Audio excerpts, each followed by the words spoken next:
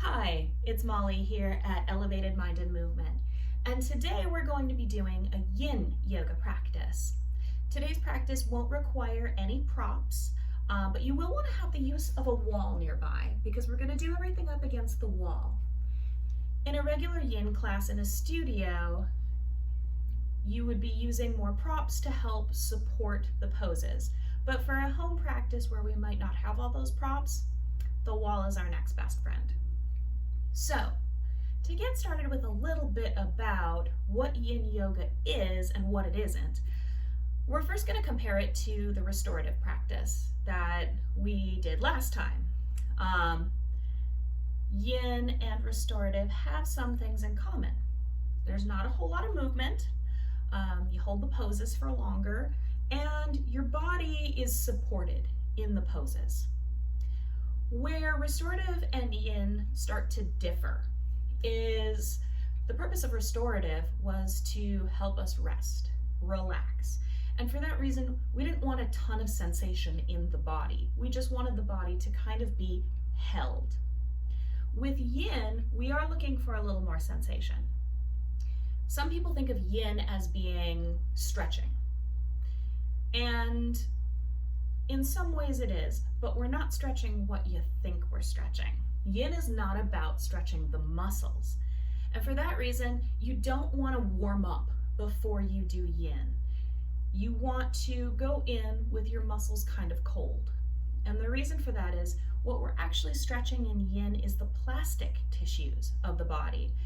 Our joints, our ligaments, our tendons, all of these tissues that normally don't move a whole lot. We let the muscles kind of do the work of stretching and pulling and moving the joints around. So why would we want to stretch these things? Well, ligaments and tendons can get tight, and that can start to pull on the joints.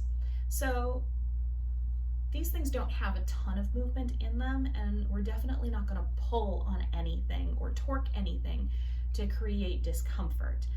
But we do want to use compression and release in the joint area. And compression simply means, if we're looking at my knee, I'm going to compress the knee. And when I compress the knee, there's not a whole lot of fluid moving through it.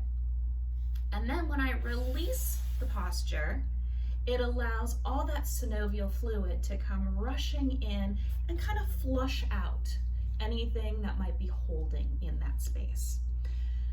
So when we hold yin poses, we're holding a compression, and the sensation might increase over time as our body moves deeper and deeper and deeper into this compression. You don't want to feel pain, so no sharp stabbing pains or anything that feels electric or fiery.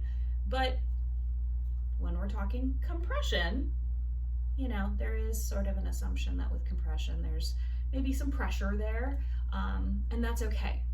That is what we're looking to feel. So we're flushing the synovial fluid through the joints to help give them more mobility, to protect against injury. This all sounds great. What does this have to do with mental health? You ever heard the phrase, the issues are in our tissues? Probably. So here's why yin can be very helpful for mental health. We store our emotions as tension in the body. Think about every emotion that you feel. We don't just feel sad. I'm sad right now. Or feel happy. I'm happy right now. No, there's physical movement that goes with all of the emotions. Sadness, we might feel a tightness in our chest or like we've been punched in the stomach. Happiness, we might feel like flailing around. Our body translates our emotions into something physical. Now, sometimes we can't act out our emotions. Sometimes it's just not appropriate to burst into tears in the middle of the grocery store, or punch people who annoy you. So instead of letting the body follow through on that urge, we hold it in. And that emotion remains in the body. So when we are doing these yin poses, it's not uncommon for people to feel some of those emotions start to shift and come to the surface. So yin can be a wonderful way to not just flush synovial fluid through the joints, but also compress, squeeze out, wring out some of those emotions that are holding tension in our body, and then flush that out as well. So, just a heads up, it is totally normal to start having an emotional reaction while you are in yin poses. If you feel particularly triggered by a certain pose, it's okay to come out of it. If there are certain things that come up for you that you feel like you need to talk to a therapist about after experiencing a yin class, that's great. Call your therapist. But you may notice that emotionally, things start to move a little bit if we've stored them. So I like to think of yin as a way to clean out the dark corners of the storage unit and move some of that stuff that maybe is getting dusty in our emotional world out.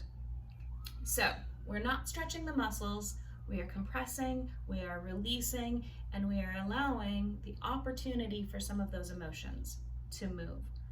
Just because we're doing yin does not mean that you will for sure feel any emotions or that anything will change emotionally for you.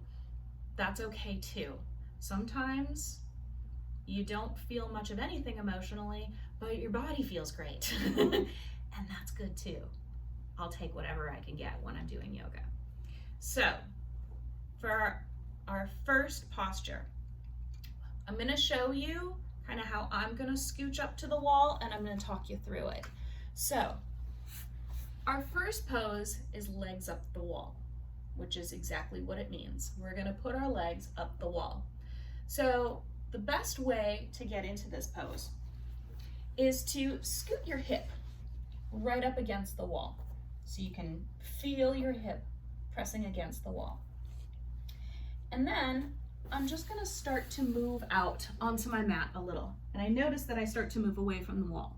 So I'm just going to kind of inch myself a little bit closer to the wall. So now my seat is up against the wall. And from here, I'm just going to roll over onto my back and bring my legs up onto the wall. Now, from here, it's okay if your butt's not touching the wall. If being up against the wall feels too intense, you can move your butt away from the wall. You can bend your legs a little and move them down the wall. Anything is fine. So just kind of play around with what feels comfortable here. Get yourself into a comfortable position because we're going to be here for a little bit. Your arms, you can lay them out to the side. Sometimes it feels nice to put them in a T shape. If you want to get a little stretch across the chest, sometimes making cactus arms. So you're kind of making a goalpost with your arms and putting those overhead. For me, because I wasn't thinking when I got ready this morning, and I put this big old barrette in the back of my head, I'm just going to fold my hands and rest my head in my hands here. If it feels good, you can wiggle your toes a little bit, but then come to a place of stillness. And we're just resting up against the wall. And while we're here, we just want to remember to breathe. One of the nice things about tracking our breath when we're laying on our backs is that we can tell if we're breathing down into the belly, that diaphragmatic breathing, because we can feel our stomach moving up and down.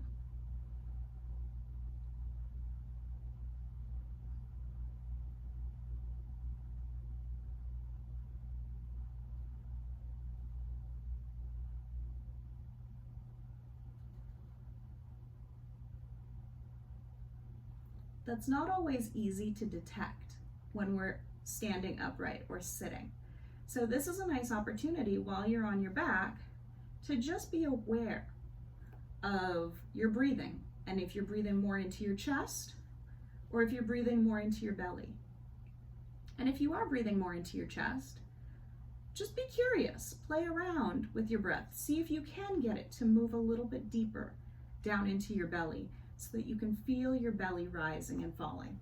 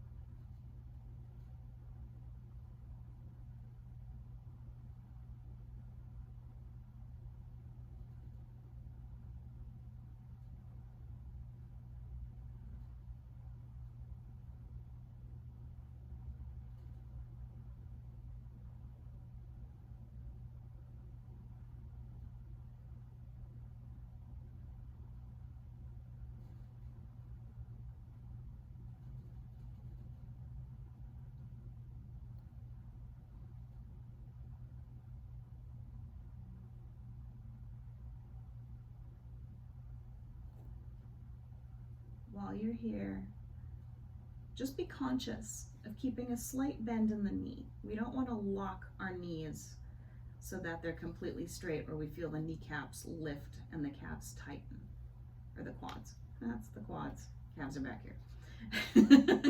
I know anatomy. But just keep a slight bend in those knees.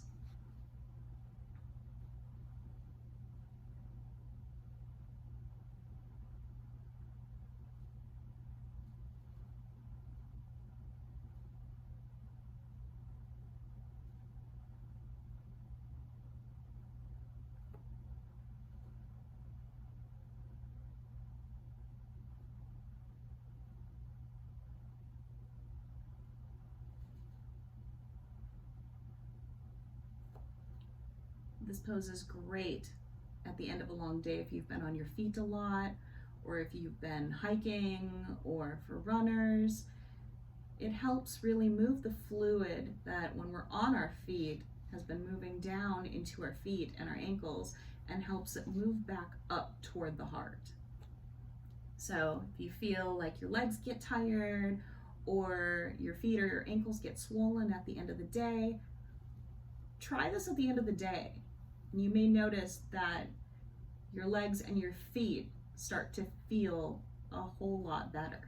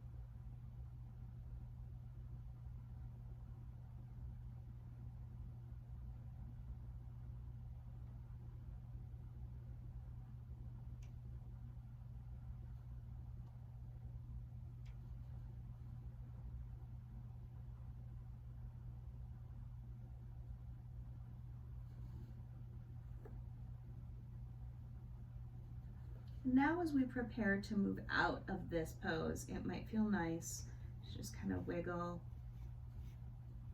your toes, maybe circle your ankles a little. Even put your heels on the wall and kind of give your legs a little shake.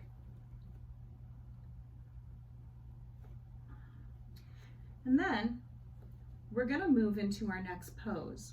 We're going to start with our, let's start with the left leg. And we're just going to take our left leg and bend it. And then we're going to bring the left leg over and place it right below the knee. So you probably cannot see my knee, but it's right here. And so I don't want to put my ankle on the knee. I'm going to put it right above the knee. Or below, I guess, depending on where your leg goes and what direction you are. And since I'm on the floor, direction suddenly has changed for me. So, okay, this is figure 4 pose because we're making a 4 with our legs. So what we want to do here with this leg is, instead of the right leg being straight up against the wall like it was before for the last pose, we're going to inch it down a little and let this knee bend until we feel a nice stretch in our left hip. And when you start to feel a nice stretch, stop there. We don't want to push it. We're not going to try and get a whole lot more because as we sit in this pose, it's probably going to start to feel a little more intense. If it feels too intense, go ahead and back off by straightening the leg a little. So wherever feels comfortable for you, kind of settle into that position. Once again, you can have your arms alongside of you, out to the side in kind of a T shape, goalposts. You can support the head with your hands. I am done with the barrette.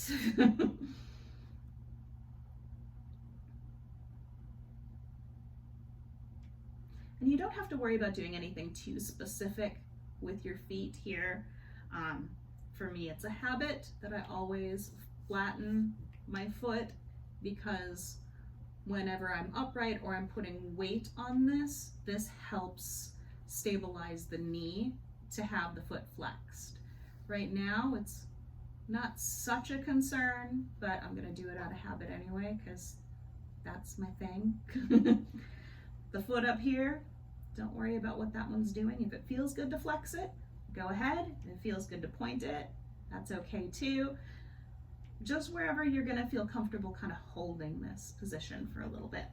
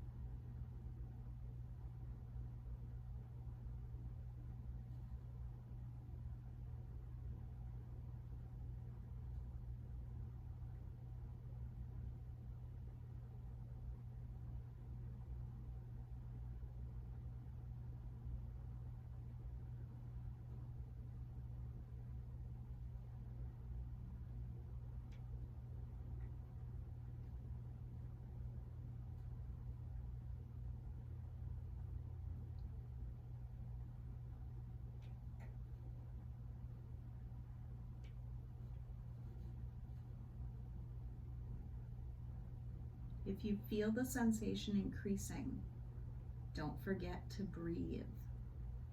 Breathing is so important. If something's feeling particularly tight, or the sensation is increasing and it's not so bad you need to back out of it yet, but you definitely feel like there's more happening, it can be really helpful to think about sending the breath into that area. So right now, I'm feeling a lot of stretch kind of in my hip joint. So as I inhale, I'm thinking about bringing that air all the way down to my hip. And then as I exhale, letting that air kind of pull some of that tension and release it out with my exhale.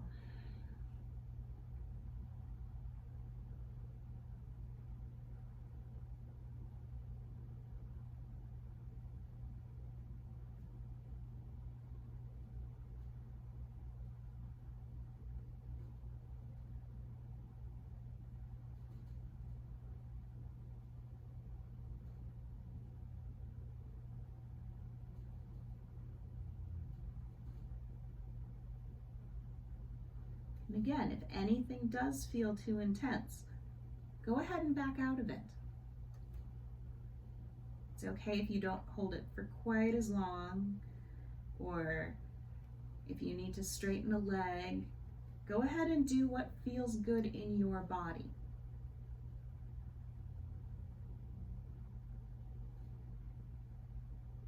With yin and with restorative, the more we do the postures, the longer we're able to stay in them.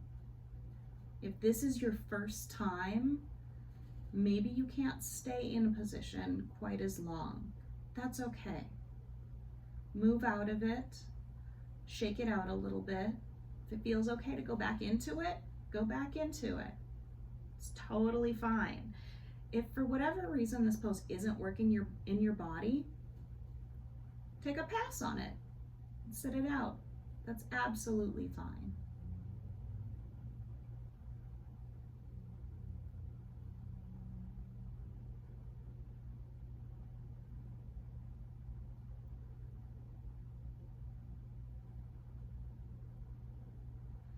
So we're going to start coming out of this posture, and then we're going to do it on the other side. So sometimes it feels good to straighten the leg and then just use your hands to kind of help bring some mobility to the leg that you've been stretching. Kind of like, move it around, maybe pump it back and forth a little bit just to get that fluid moving. Rocking your hips back and forth a little, or even using the wall to help pick up your hips, and then set them back down. And then we're going to shift over to the other side. So now we're going to take our right leg and bend it, and we're going to rotate it and bring that ankle right under the knee, and then start to walk that left leg down the wall to the point where you feel okay, there's a little nice tension there, some stretch in the hip, not in the knee. If you start to feel it in the knee, back it off a little bit. If the knee feels really uncomfortable here, like I said, you can move it up and bring that down. You just want to feel this in the hip. So wherever feels good for you, where you're getting that nice kind of compression and sort of tension feeling in the hip, where there's not pain, settle in. And now we're going to hang out on this side for a little bit. Don't forget to breathe.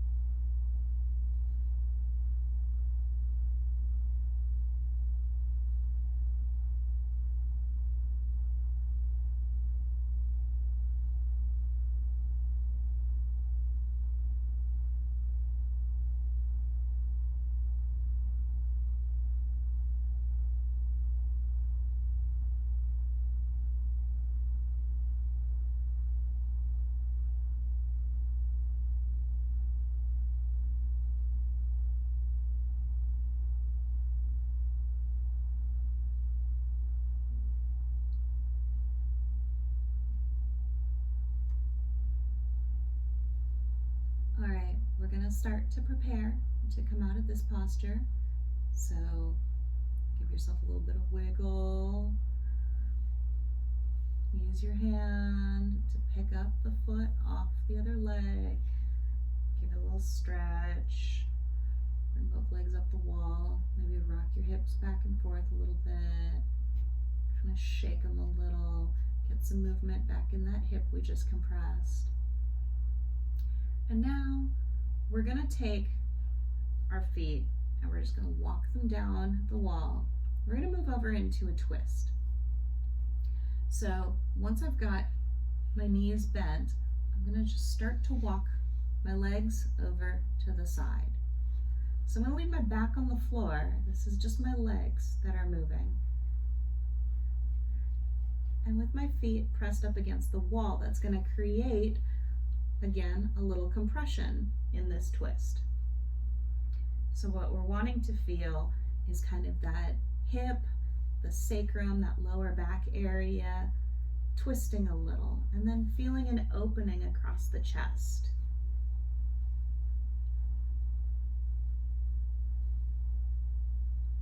If you need to move yourself away from the wall a little bit so that this doesn't feel so intense, go ahead and do that. For some people, it might even feel okay to just kind of stay partway up the wall. That's like a lot of work on my abs. I'll come back down here and just lay down here.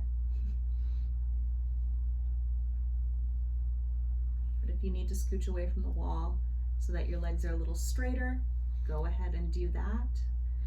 If you need to change the position of your arm because maybe your shoulder doesn't touch the ground and you just sort of feel like you're hanging there, go ahead and move the arm wherever it feels comfortable to you. You might want to put it down on your hip or on your waist. That might feel okay. If you have pillows, you can always use a pillow to prop up that shoulder too.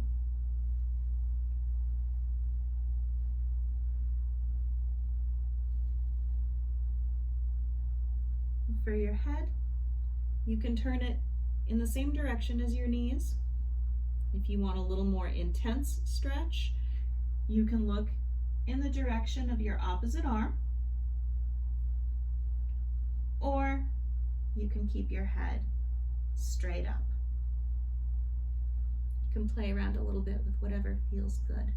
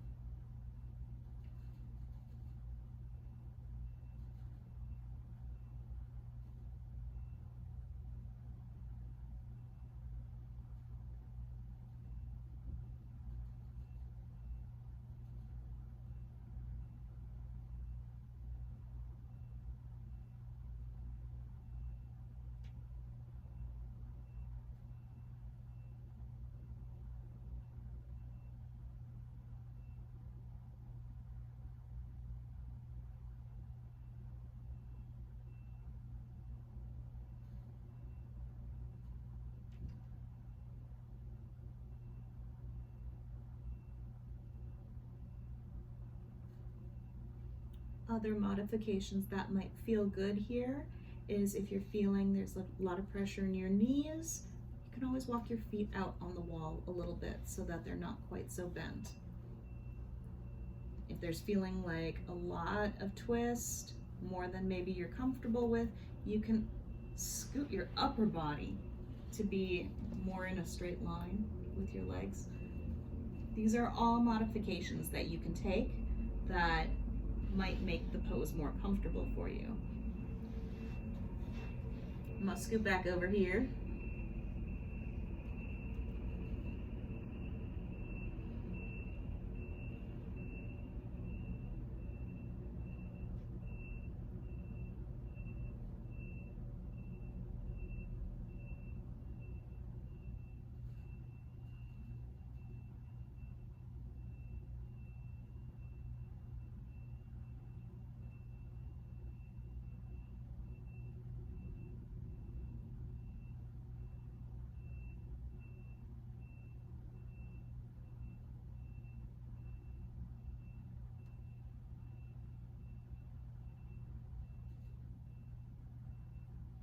If you feel okay here, but it feels like maybe your top leg wants to move up, you can always take this arm and just sort of lay it on your leg also, to just put a tiny little bit of added pressure there to help keep that leg from trying to run away. For those of us who have sort of natural external rotation in our legs, where our legs like to move out to the side a lot, sometimes this area around the hip can be really tight and the leg sort of naturally just wants to move into an external rotation. So it's nice to kind of take a hand to like hold that there. Let it know it's okay, we're safe.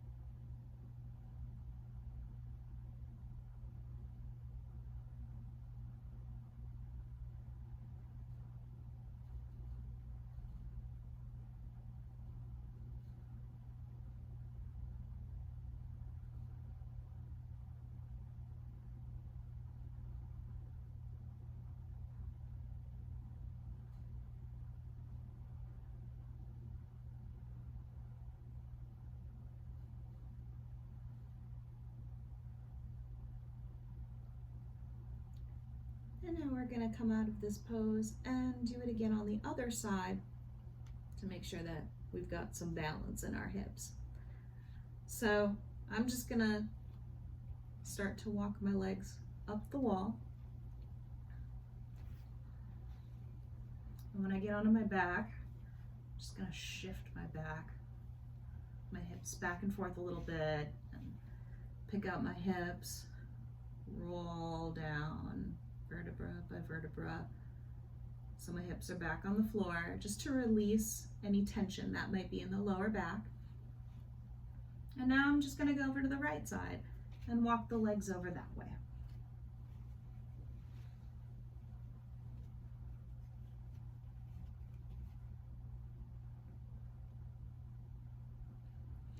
Each side of your body might feel different, so you may not be able to get as far or as deep in on one side as you are on the other.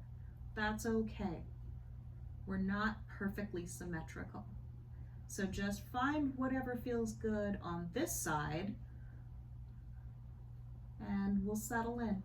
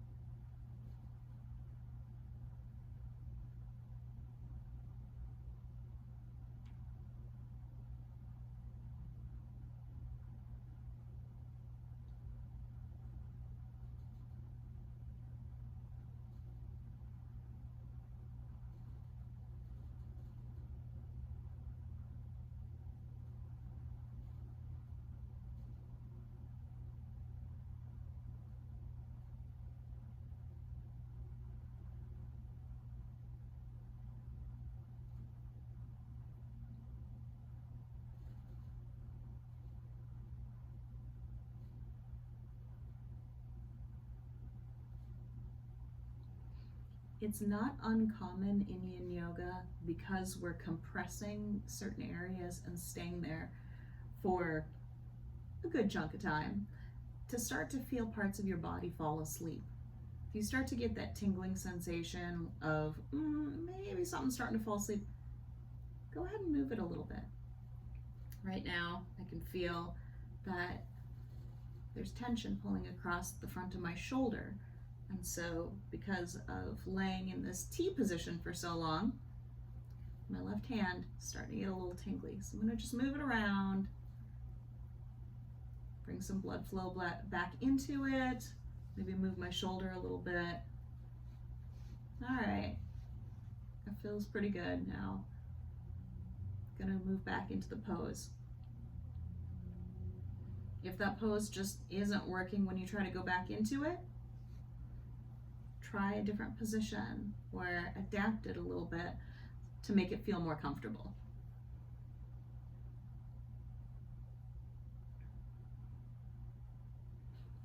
Keep breathing.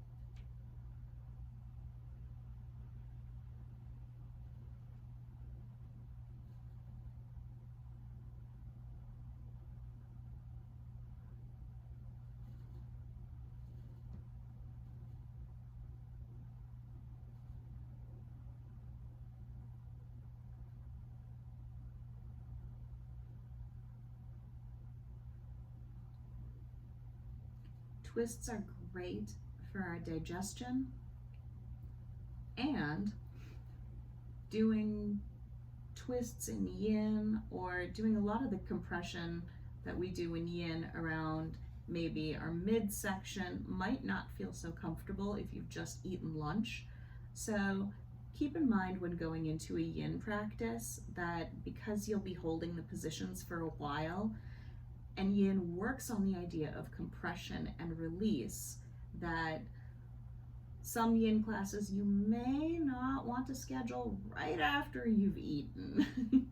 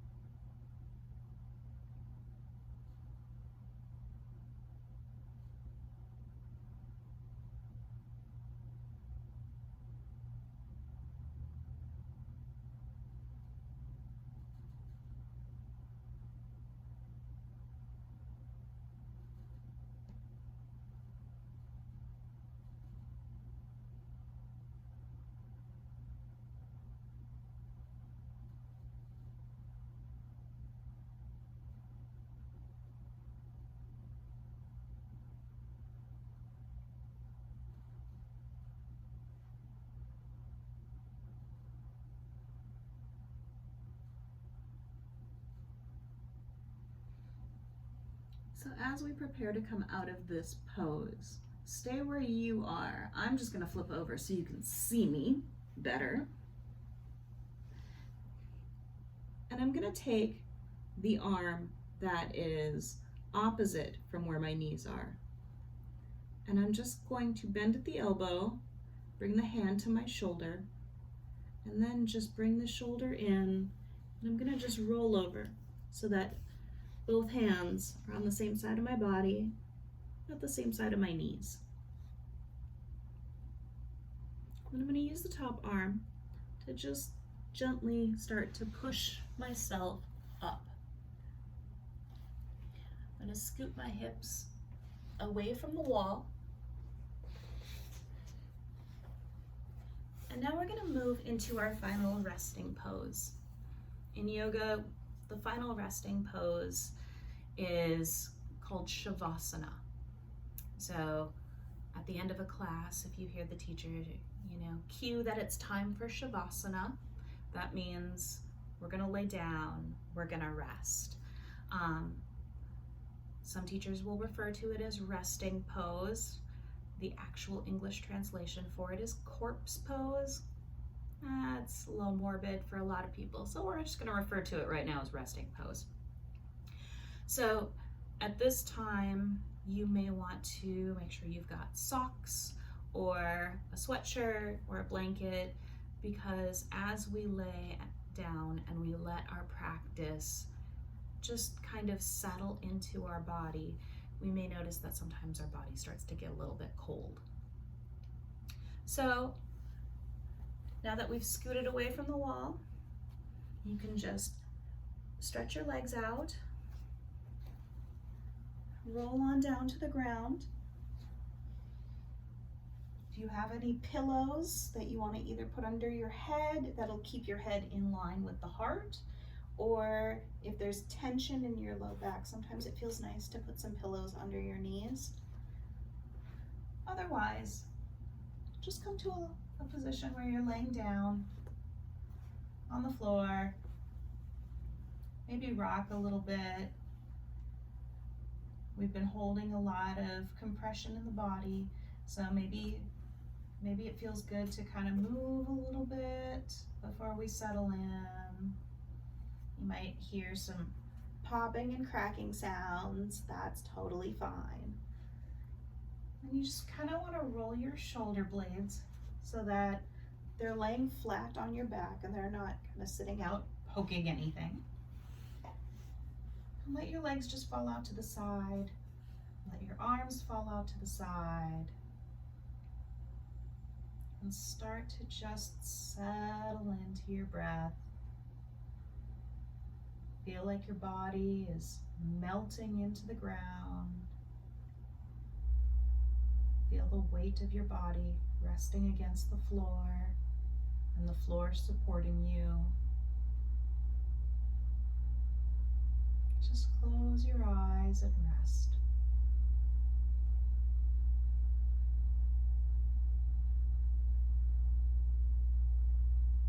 We're going to be in this resting pose for a little bit, so just take this time to relax, and I'll let you know when we're going to move out of it.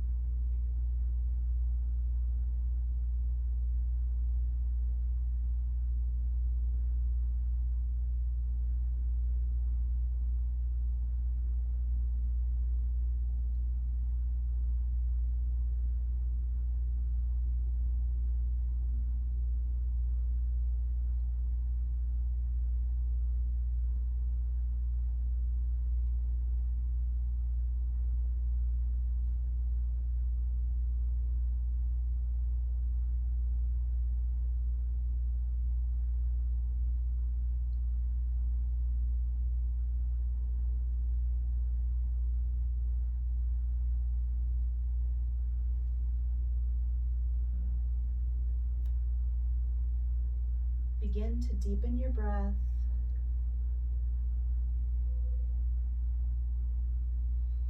Notice a little more sensation moving into your body. Wiggle your fingers and toes. Give yourself a little stretch if that feels good. And then we're just going to roll over onto our right side. Rest here for a moment. And then slowly, when you're ready, push yourself up into a seated position.